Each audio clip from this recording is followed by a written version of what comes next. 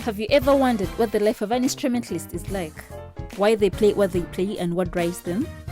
Or have you thought about why you love a particular song? Instrumentalists, they give us the best in music, and yet we don't appreciate them as much as we ought to. And so, we bring you your favorite instrumentalist and everything that concerns them. Tighten your seatbelts, relax, and enjoy as we take you on this wonderful journey of learning and exploration on the Behind the Music Show with your hosts Eza and Lutz Devi.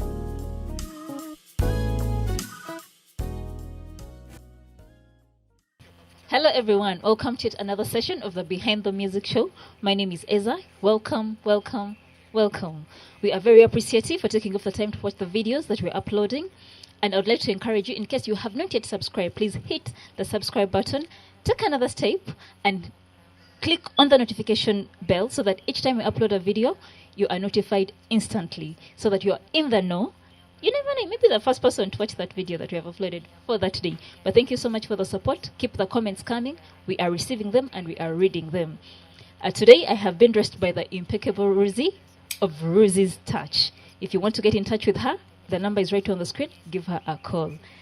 Now, usually, most of the instrumentalists will tell you that when they began their musical journey, they discovered they had a passion for music, identified an instrument that they would like to learn, probably had a mentor, and they went ahead and they learned. Our guest today went through the same process, but he took another step and he went to a music school to learn. And I've been thinking, are music schools that important? I mean, I can learn an instrument if I want to. Most of them have learned and they've come out to be very, very good at what they do. So I want to find out, why did he choose to go to a music school? Is it important? I want to find out from him. Welcome with me, Mwaka Richard. Hi, Richard. Hi. How are you? I'm okay. I'm doing great. We are very honored to have you. Thank you. Thank you so much for honoring our invitation. You are welcome. Yes, I would like to find out, who is Richard? Mwaka Richard. Mwaka Richard. I am Anacholi by tribe. I wouldn't have guessed. The name Mwaka is, Yes. Though my mom comes from Bunyoro. Oh, okay. Yes, so I'm kind of mixed. Yes, I'm by the names Mwaka Richard. Omoya I put Omoya as a family name.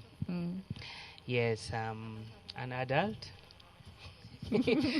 I'm married with one son. Oh, okay. How old is the boy? He's 15 months. 15 months? Yeah. Oh, very young. Yes. Yeah. Okay. Apparently, that's what I can say. How did you venture into music? I discovered myself that I had a gift of music. And I started singing when I was really young, my primaries.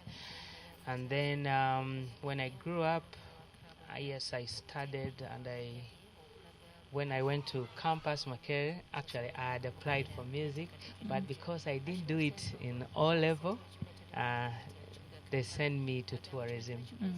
So after my degree,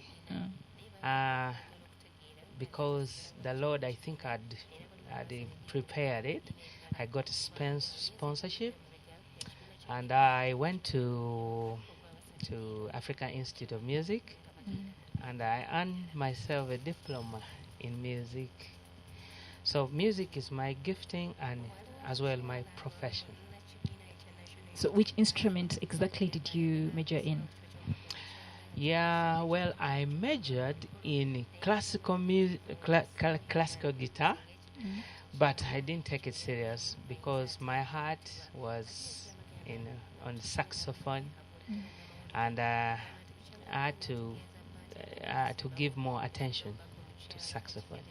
Is there a particular reason why? Yes, saxophone, when you see, it is a blend between the woodwind and brass instrument. So saxophone also is versatile.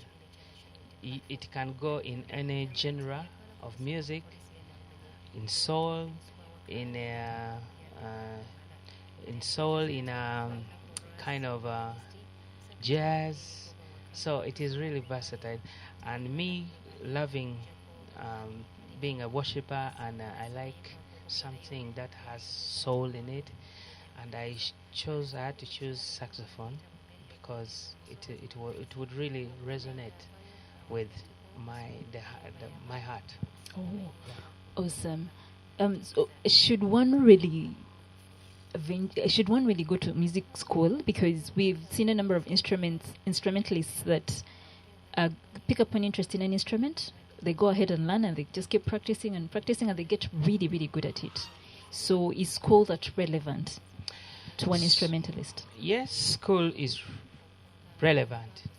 I will give you two reasons, among other reasons.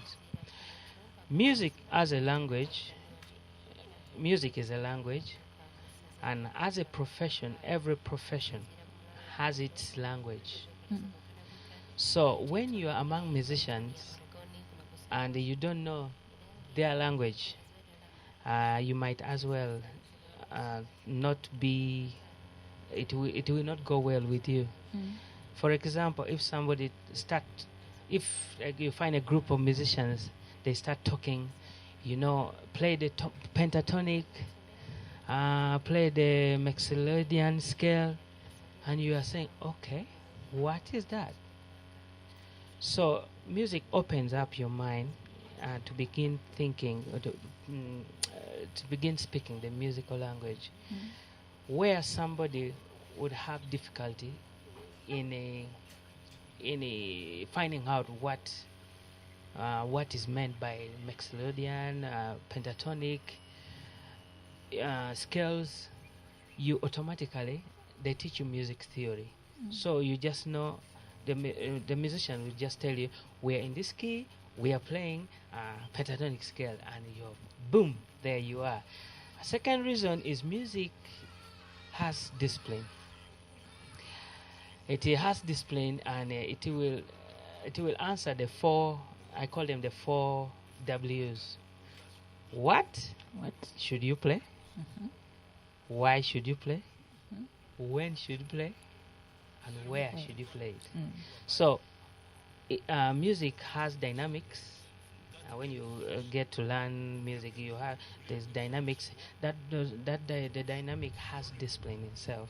So when you find a professional musician has really is so disciplined of how he treats music, whereas somebody who learn on job, you can do guesswork.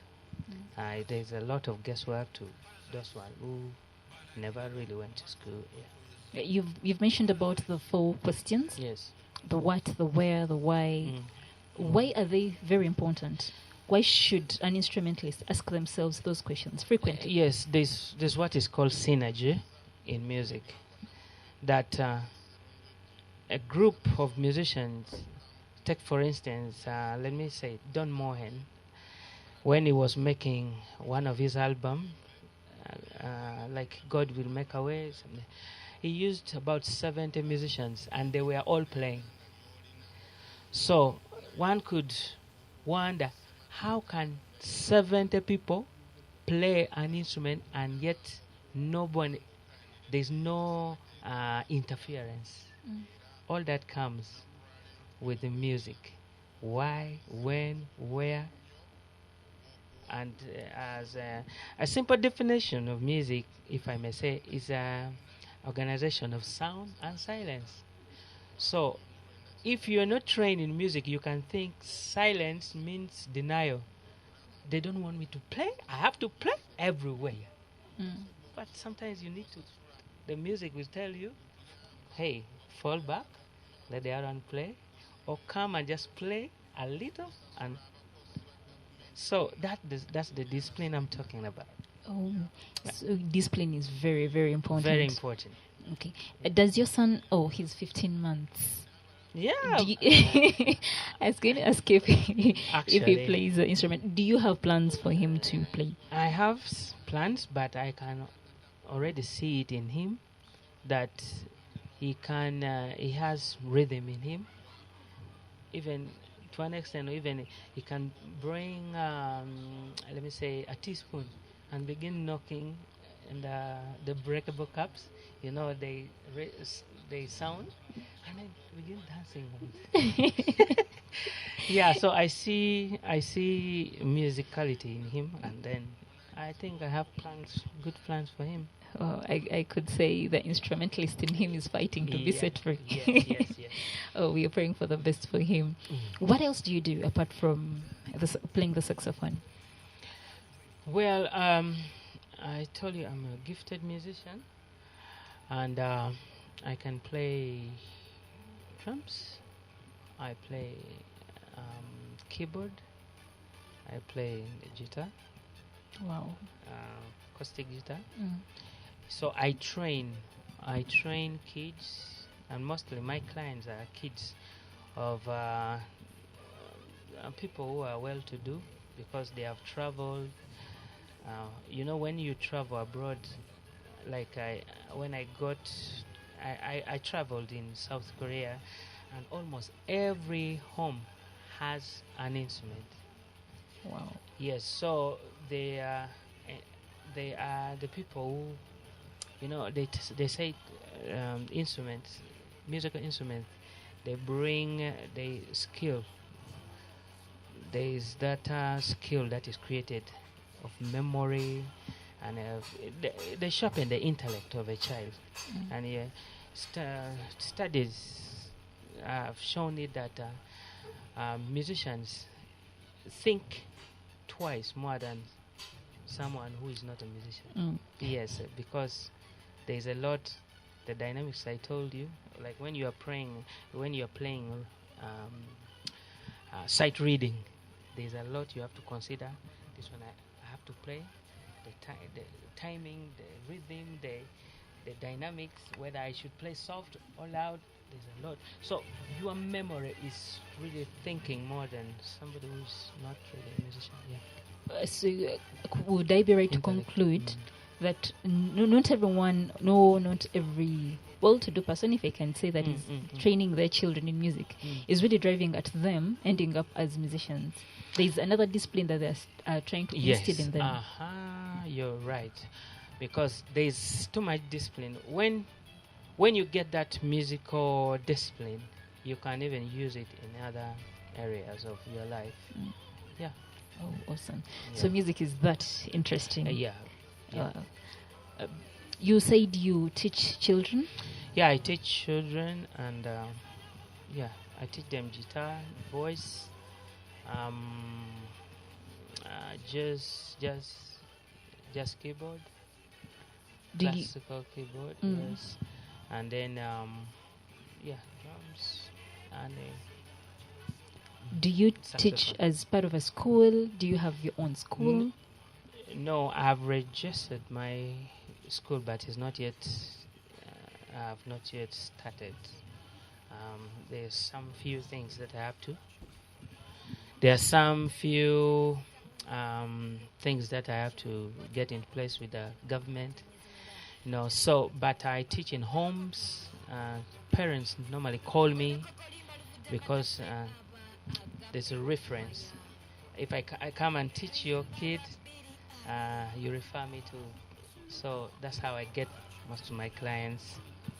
So you are a private tutor? Yeah. Music tutor? Apparently I'm private. Is that all that you do? Just you play the saxophone and then you also teach? I have a job,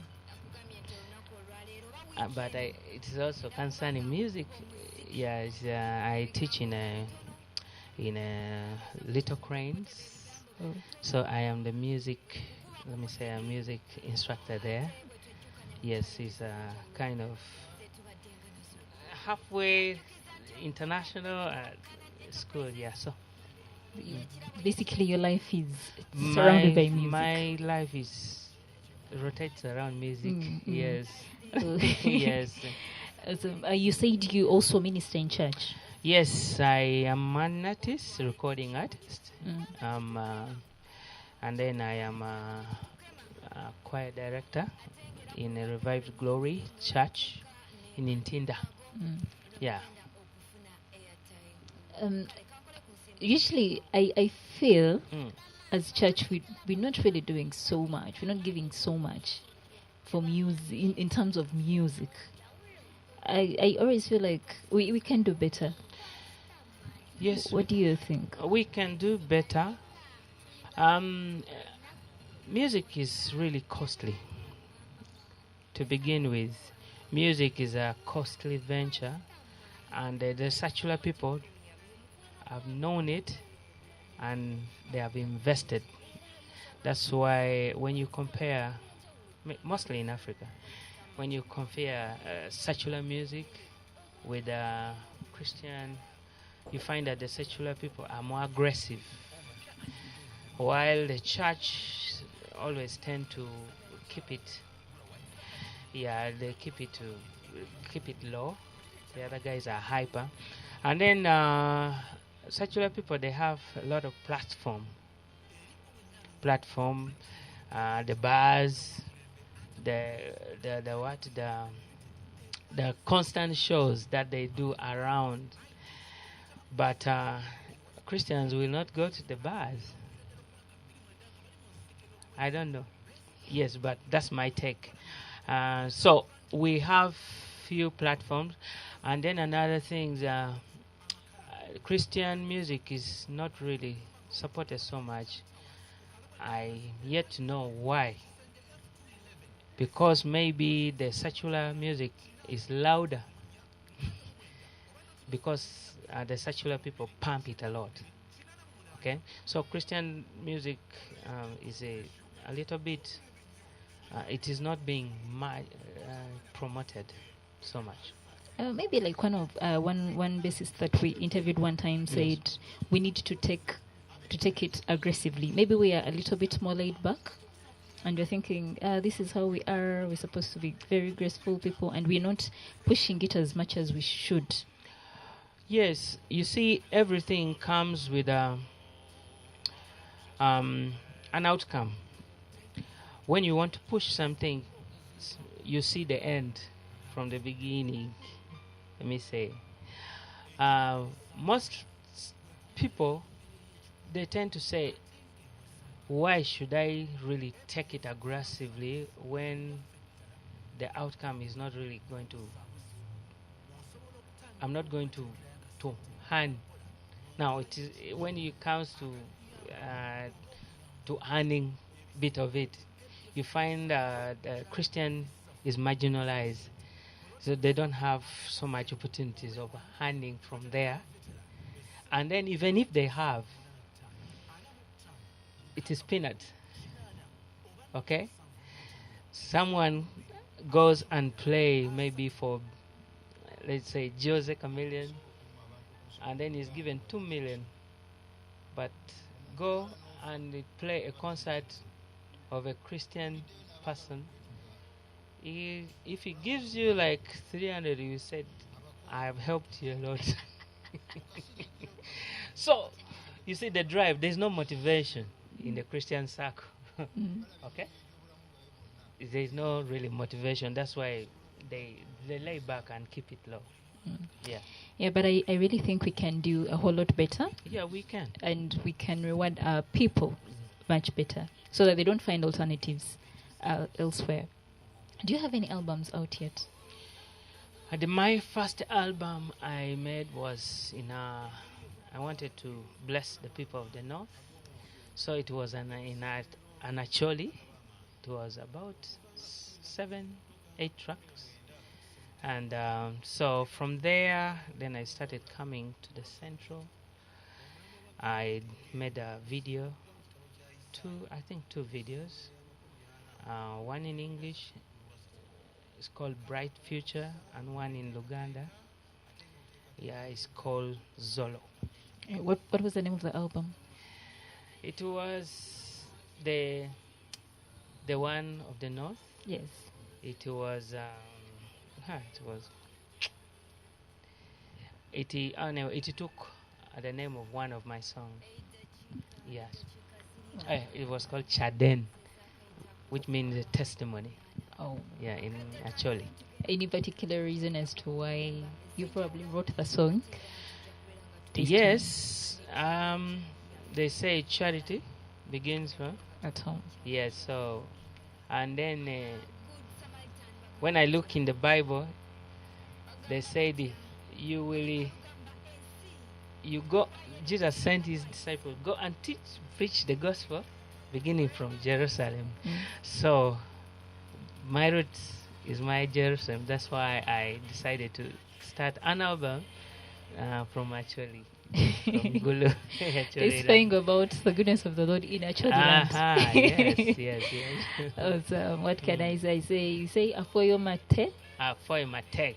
Thank you very much. Thank you for remembering your people. Yes. Okay. What message do you have for instrumentalists? Instrumentalists, the message I have for them. Instrumentalists, practice your chords. Practice and practice and practice. The more time you spend on an instrument, the more good you become at that instrument. So the more practice, the more you become better. And when you become better, your value increases. Somebody who wants to hire you 300,000 will have to rethink and said, this guy is no longer a 300 and gives you a million. Or even more. Even more. Yes. So more practice and research. Nobody should say that I am done. I have reached. You can never exhaust music. Music is so wide that even the professional in music, they still research because music is really so wide. Yeah. Okay, thank you so much, Richard. We've been really honored to have you. Thank you. Yeah, but you cannot leave without you playing the saxophone. Wow. Yeah, so I'm going to leave you at it. And then let the people be the judge.